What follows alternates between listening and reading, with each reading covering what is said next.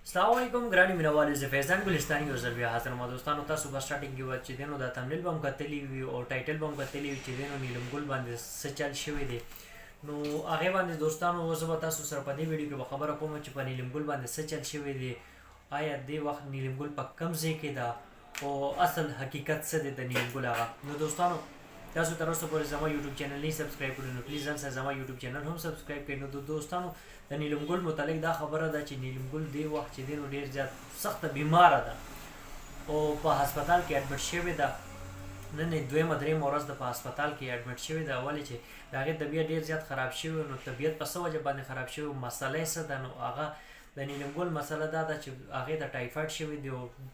تبه ده نو تاسو ته ښه پته ده ټایفاید تبه چې کومه ده نو ډېر سخته بل چې دی نو دا موسم چې چینج شوی دی دې سره هم چې دی نو انسان ناجوړه شي خو خیر د نیلم ګل چې دی نو دې وخت ټایفاید دی او ټایفاید یې دونه تیز دی تبه یې دونه تیز راغلی ده نو په هسپتال کې اډمټ شوی ده کینولې ورته لګېدلي دي زما چې دی نو نیلم ګل څخه خبره شو هغې نه علاوه چې کوم د هسپتال سټاف دی نو هلته کې زما یو ملګری دی نو هغه راته ټلیفون وکړو د نیلم ګل په باره کې خبره وکړو چې نیلم ګل دې وخت ډېر زیات چې د نو سیریس کنډیشن کې د سیریس کنډیشن داسې دی چې بالکل ریګ دی او تبه یې ده نو تبه چې دی نو انسان د څه ټایم ناجوړه شي نو تبه خو خامخا بیا انسان داسې کمزوره کړي نو روغ موټ انسان چې دی نو هغه بیا د دې چې دی نو مسلې نور ډېر زیات دي نو هغې سره چې دی نو د نیلم ګل طبیعت ډېر زیات خراب شوی دی نو الله پاک وله صحت ورکړي نو دا ضروری معلومات او اپډیټ د نیلم ګل په باره کې ما له خپل دوستانو سره شیر کوم او